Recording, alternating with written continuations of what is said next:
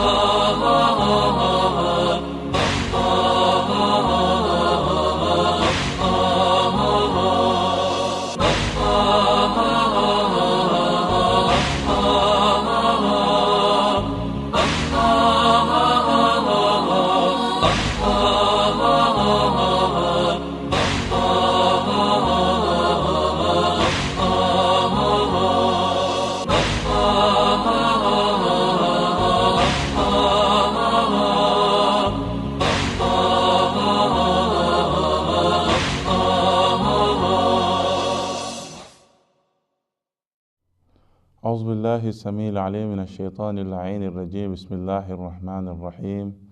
الحمد لله رب العالمين، ثم الصلاة والسلام على أشرف المرسلين حبيبي وحبيب إله العالمين أبي القاسم المصطفى محمد وعلى آل بيته الطيبين الطاهرين وصحبه المنتجبين. Mes chers frères et sœurs, assalamu alaikum wa rahmatullahi ta'ala wa barakatuh. Nous sommes encore dans le cadre du dogme islamique, la théologie islamique, mes chers frères et sœurs. Donc, il est important que nous puissions vous rappeler que nous avons commencé à parler effectivement de l'unicité de Dieu dans la création et nous avons donné les preuves raisonnables et les preuves effectivement textuelles qui se trouvent dans les textes. Et nous avons essayé aussi d'amener un verset coranique et donner les différentes opinions. Nous avons dit, et ceci, qu'il y avait trois opinions, de façon résumée, qui disaient que Allah subhanahu wa ta'ala, il nous a créés, et il n'y a pas cette relation de causalité entre nous et Dieu. Et Dieu, Allah subhanahu wa ta'ala, lorsqu'il décide lui-même, il agit directement, et il n'y a pas d'intermédiaire, et c'est ce que nous avons essayé de répondre. Nous avons dit que si Dieu même agit dans tout acte que nous faisons, dans Allah subhanahu wa ta'ala, il est responsable de tout ce que nous faisons. Donc, le fait de les recommandations et les interdits n'auront pas de sens. Parce que si Dieu même agit, il est le centre dans notre action. Il est celui-là même qui agit à notre place. Nous sommes comme des robots.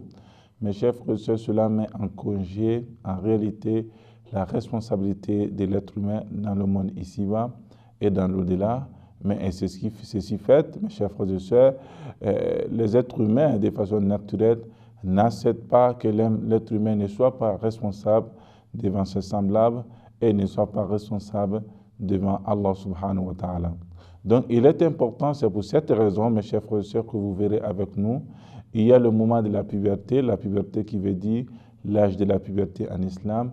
C'est lorsque Allah subhanahu wa ta'ala vous accorde cet âge-là, vous devez vous plier totalement aux recommandations d'Allah subhanahu wa ta'ala et aussi s'éloigner également des interdits d'Allah subhanahu wa ta'ala. Donc, mes chers frères et sœurs, cette idéologie et cette démarche pourrait quand même mettre en congé la responsabilité de l'être humain, alors que l'être humain, dans sa création, il est miné d'un raisonnement logique et d'un discernement, et c'est ce qui le diffère en réalité des autres animaux. Et mes chers frères et sœurs, nous avons essayé de dire que les versets coraniques sont contre, la tradition du prophète Mohammed sallallahu alayhi wa sallam est contre toutes ces idéologies, parce que cela contribue à mettre en congé la responsabilité de l'être humain face à ses semblables et face à Allah subhanahu wa ta'ala. Le deuxième point, c'était Al-Mufawwida, c'est ce qui parlait de l'indépendance totale. Dieu, il nous a confié totalement tout acte et le devenir, notre propre devenir, mes chers frères et sœurs. Notre propre devenir appartient à Dieu. Il ne nous a pas réalité confié totalement toutes choses qui nous concernent, mais Allah subhanahu wa ta'ala, il est la cause de tout ce que nous faisons dans le monde ici-bas. Et la troisième position, c'était Dieu. Et c'était le cadre des Mu'tazilites et les chiites qui disaient que Dieu, souvent dans le Saint-Coran, il dit que c'est lui qui arrache l'âme des croyants. Et tantôt, il dit que ce sont les anges. Et tantôt, il dit que c'est l'ange Gabriel. Mes chers frères et sœurs, lorsque vous essayez de mettre en pratique, Dieu, il essaie de mettre comme intermédiaire dans la création et dans ses actions, comme étant les anges étaient des intermédiaires. Et vous verrez Allah subhanahu wa ta'ala, le fait de communiquer le prophète Muhammad sallallahu alayhi wa sallam, la révélation, il avait comme intermédiaire souvent, intermédiaire comme l'ange Gabriel, alayhi salam, qui venait transmettre effectivement le message islamique et le Coran au prophète Muhammad sallallahu alayhi wa sallam. Donc, mes chers frères et sœurs, il y a toujours une cause, il y a toujours des intermédiaires dans la création de Dieu, et c'est Dieu même qui a voulu cela, et ça fait partie de sa volonté. Et nous ne pouvons rien faire face à cette volonté-là, mes chers frères et sœurs. Après avoir su et connaître et connu, mes chers frères et sœurs, la réalité de l'unicité de Dieu dans la création, alors si nous voulons essayer de vouer une adoration à ce Dieu, il faut vouer l'adoration à tout ce qui s'interpose entre nous et Dieu, c'est-à-dire que Allah subhanahu wa ta'ala, lorsqu'il va agir, il peut agir avec des êtres humains. Il peut prendre des êtres humains comme intermédiaires, il peut prendre des êtres humains, effectivement, des anges aussi comme intermédiaires. Donc, l'adoration que nous devons vouer à Allah subhanahu wa ta'ala, elle doit aux mêmes mesures, nous devons les vouer et consacrer ces adorations aussi aux intermédiaires. Je vais parler des anges et des êtres humains, les arbres, etc., etc. Et que ce que nous avons essayé de voir compte tenu de l'évolution historique lorsqu'on parle du polythéisme, etc. Et c'est ce que nous avons vu, le pluralisme dans la religion, le pluralisme dans la divinité, etc. Et c'est ce que nous avons constaté selon l'évolution historique jusqu'à nos jours. Mes chers frères et sœurs, pour répondre à cette question, vous verrez avec nous que ce n'est pas parce que les êtres humains, Allah subhanahu wa ta'ala, il nous a créés où il y a des êtres qui s'interposent, qui deviennent des intermédiaires entre nous et Dieu, que nous devons réellement vouer des adorations à ces créatures qui sont comme nous, qui sont aussi créées, mais souvent qui sont supérieures, le fait qu'ils soient proches d'Allah subhanahu wa ta'ala. Lorsque, mes chers frères et sœurs, nous essayons de voir, mais avant de traiter ce sujet, je vais parler de l'unicité de Dieu dans l'adoration. Il est important que nous puissions définir un peu l'adoration et essayer de voir, de coller à l'unicité de Dieu, qu'est-ce qui veut dire réellement l'adoration. L'adoration, elle a été réellement définie par les savants comme étant bien le fait de se plier à une chose, et aussi d'adorer, d'obéir une chose, etc., etc., et de se rabaisser surtout devant une chose ou une créature, ça peut être une créature, un être humain, etc., etc., ou la nature.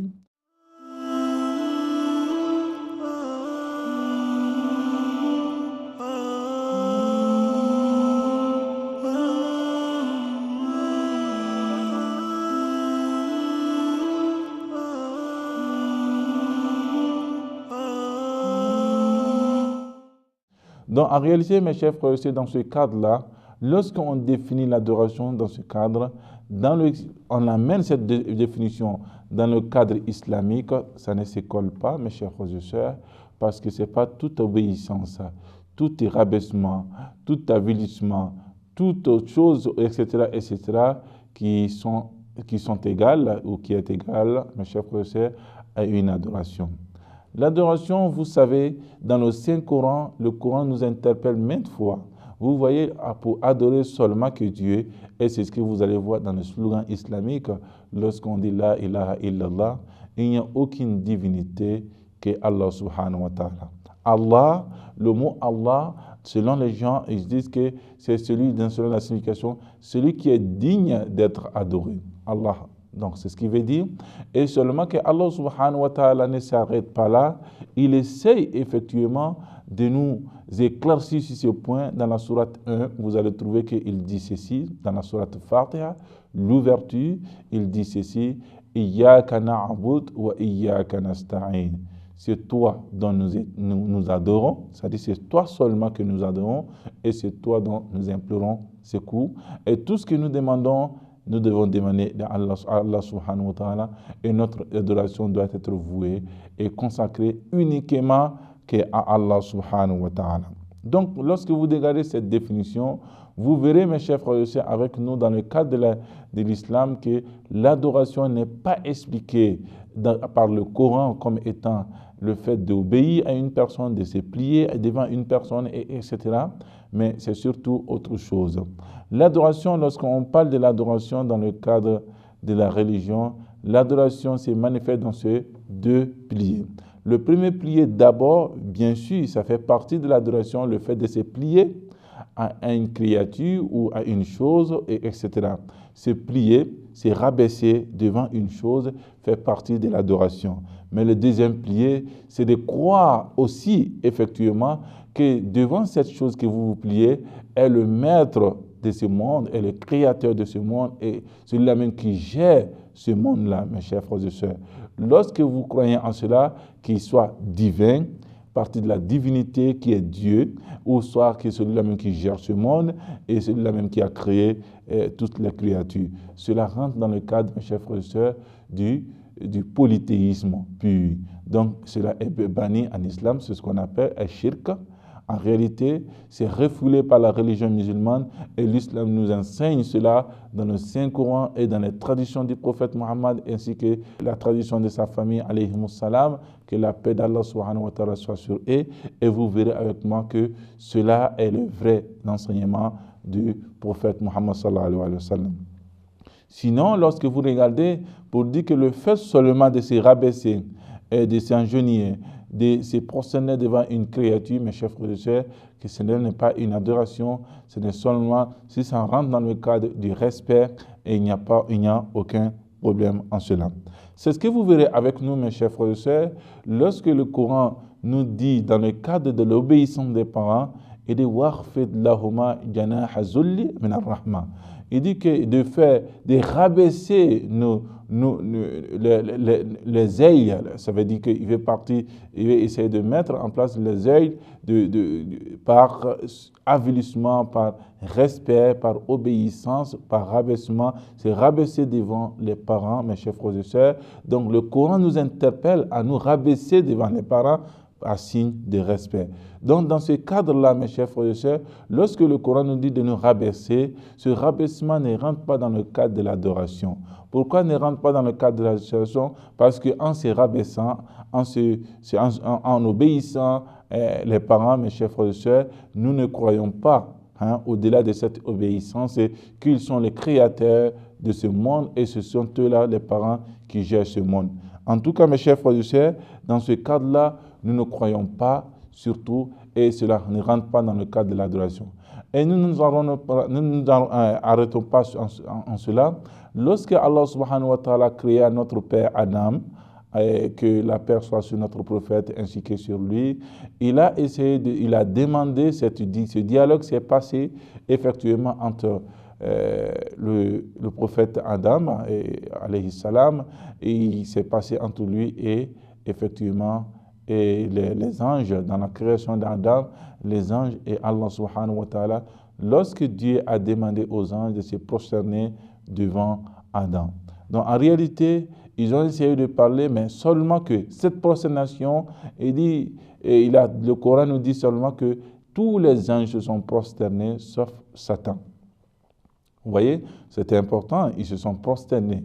Mais en réalité, lorsque vous essayez de faire revenir le Coran, essayez de voir tous les enseignements et mettre l'un à côté de l'autre, vous verrez avec nous que, mes chers frères et sœurs, il ne s'agit pas ici d'une adoration parce que les anges, en se prosternant devant Adam, c'était un signe de respect pour Adam, mais en même temps une adoration pour Dieu, parce que c'est Dieu qui leur avait recommandé cela, mais une adoration pour Dieu, mais un signe de respect pour notre Père Adam. Dans ce cadre-là aussi, mes chers frères et sœurs, aussi réellement, lorsque le Coran nous évoque aussi l'histoire de Youssouf alayhi salam, Joseph, que la paix de Dieu soit sur notre prophète et sa sainte famille et sur le prophète Joseph.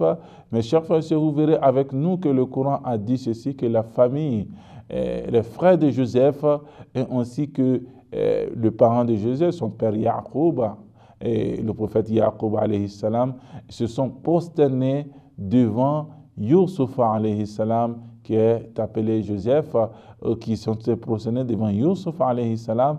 Mais cette prosternation, mes chers frères et sœurs, aucunement parce que c'était un prophète qui se prosterne là devant un prophète. Donc en réalité, cette prosternation ne rentre pas dans le cadre de l'adoration, mais elle rentre dans le cadre de vraiment effectivement de respect de celui qui se trouve devant nous. Mes chers frères et sœurs, il y a plusieurs cas qui se posent à nous. Et dans ce cadre-là, lorsqu'on veut expliquer encore, le fait d'aller faire ziyara, la visite tombale, mes chers frères et sœurs, n'est pas un signe d'adoration pour les défunts. Essayer de faire la ziyara, la visite tombale des imams ou la descendance du prophète Mohammed sallallahu alayhi wa sallam ne rentre pas dans le cadre de l'adoration. Et aussi de faire autre chose qu'on appelle de les mettre comme étant vraiment un intermédiaire entre nous et Dieu. Cela ne fait pas partie de l'adoration, mes chers frères et sœurs, mais seulement, cela fait partie, on ne se concentre pas totalement à eux, mais on les prend comme un moyen pour arriver à Allah subhanahu wa ta'ala.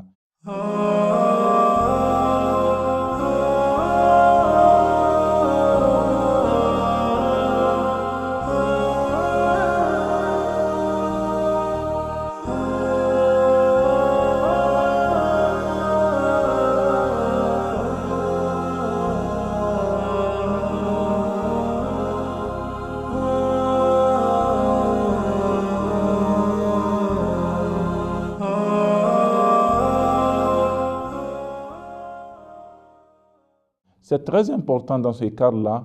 Donc, mes chers frères et sœurs, le fait de trouver, comme on appelle, at-tawassul, c'est-à-dire qu'il soit intercédant entre nous et Allah subhanahu wa ta'ala, ils interviennent et soient un moyen pour arriver à Allah subhanahu wa ta'ala. Il ne se trouve pas d'adoration dans ce cadre-là, mes chers frères et sœurs, parce que nous ne croyons pas ici, lorsqu'on va rendre visite au prophète Mohammed sallallahu alayhi wa sallam, nous ne croyons pas que le prophète, il est un Dieu. Cela ne fait pas partie effectivement de l'enseignement du prophète Mohammed sallallahu alayhi wa sallam, que lui-même nous a enseigné. Il n'est pas un Dieu, et celui-là même, il n'est pas lui qui gère ce monde, mais c'est plutôt, mes chers frères et sœurs, Allah subhanahu wa ta'ala. Mais nous essayons de prendre comme étant un moyen pour arriver à Allah subhanahu wa ta'ala.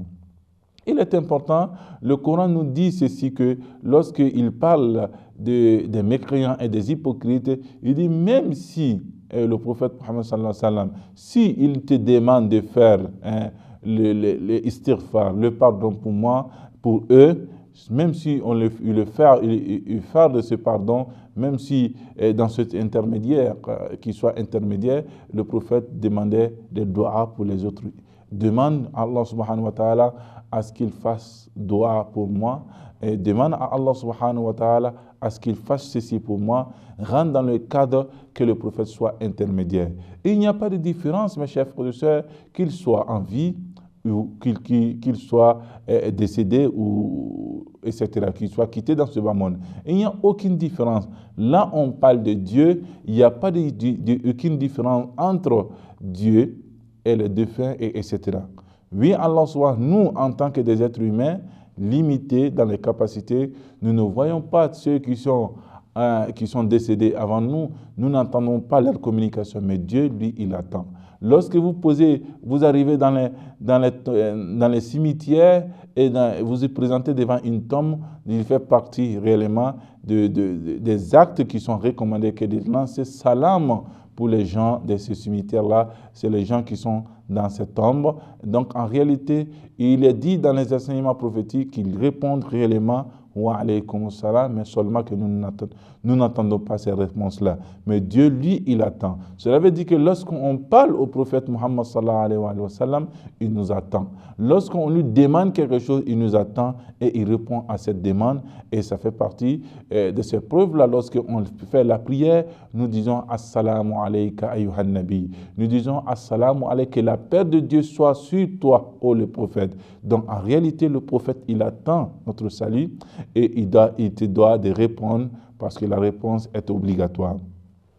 Le prophète Muhammad sallallahu alayhi wa sallam, il demeure intermédiaire entre nous et Dieu. Il fut intermédiaire entre nous, il nous a amené la révélation. Pour pouvoir arriver à Allah subhanahu wa ta'ala, il faut forcément passer par le prophète. Le prophète, il vit. Pas seulement le prophète, aussi les martyrs vivent, et c'est ce que le Coran nous dit. Et il dit ceux qui sont morts dans les sentiers d'Allah subhanahu wa ta'ala, ils vivent. Ahya, ils vivent.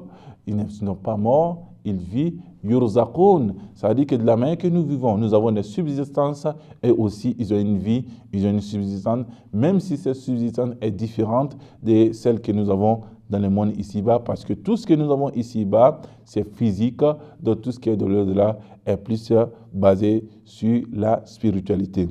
Donc mes chers frères et sœurs, il est important que nous puissions mettre accent sur ce côté, parce qu'il y a des enseignements qui se trouvent aujourd'hui dans le monde islamique. Lorsque vous rendez visite au prophète Muhammad sallallahu alayhi wa sallam, on nous dit tout de suite que vous adorez le prophète Muhammad sallallahu alayhi wa sallam. Ce n'est pas une adoration cela. L'adoration, c'est lorsque vous croyez qu'il est le Dieu, lorsque vous croyez que la gestion du monde l'appartient, et ça fait partie du deuxième pilier de l'adoration. Et c'est ce qui est le plus important, mes chers frères et sœurs.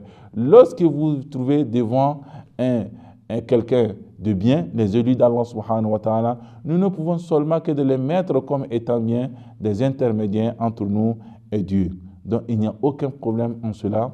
Donc en réalité, ce n'est pas du polythéisme, mais c'est encore au contraire, c'est de la pure monothéisme, c'est de la pure unicité d'Allah subhanahu wa ta'ala, parce que ça forme une seule, comme on appelle, un seul chemin, c'est de partir vers Dieu, soit par l'intermédiaire du prophète, ou soit vous partez directement, vous adorez directement Allah subhanahu wa ta'ala, ou vous passez par le prophète. Et d'ailleurs, lorsque vous essayez de regarder la sunna du prophète Muhammad sallallahu alayhi wa sallam, quand il était en vie, cela s'est passé en réalité. Les gens ont essayé de mettre le prophète Muhammad sallallahu alayhi wa sallam comme un intermédiaire entre eux et Dieu. Donc la question qui se pose, le fait qu'il soit décédé, que le prophète ne peut rien faire pour lui-même, le prophète, il n'est pas comme nous les autres profanes. Allah subhanahu wa ta'ala, il est le prophète, le meilleur de sa communauté et des autres communautés, et aussi le meilleur des prophètes. Donc sa famille est la meilleure des familles, etc. Mes chers frères et sœurs. Il est important lorsque nous avons en face de nous les élus d'Allah subhanahu wa ta'ala, qu'ils soient en vie ou pas, nous pouvons essayer de demander réellement qu'ils soient un intermédiaire entre nous et Dieu, mais ils ne sont pas Dieu, seulement qu'un intermédiaire.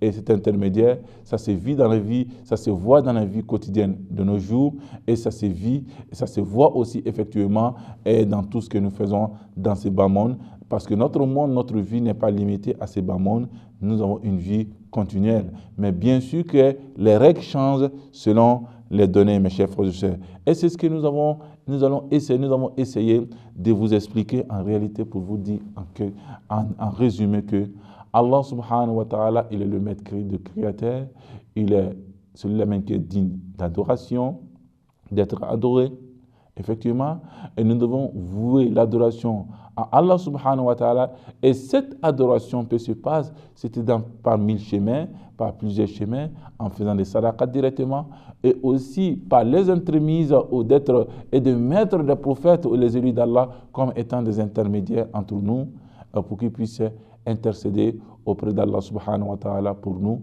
pour que Dieu puisse réellement nous pardonner et exaucer, au-delà de ça, exaucer nos vœux. Donc cela fait partie, mes chers frères et sœurs, des enseignements du prophète Muhammad sallallahu alayhi wa sallam et des enseignements du Coran, et c'est ce que le Coran wabtagu ilayhi al-wasila, et emprunter en partant vers Allah subhanahu wa ta'ala des intermédiaires.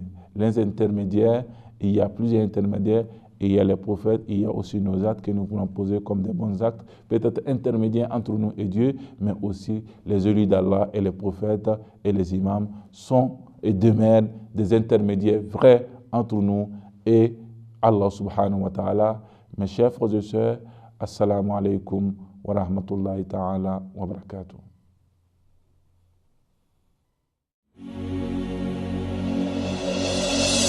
Oh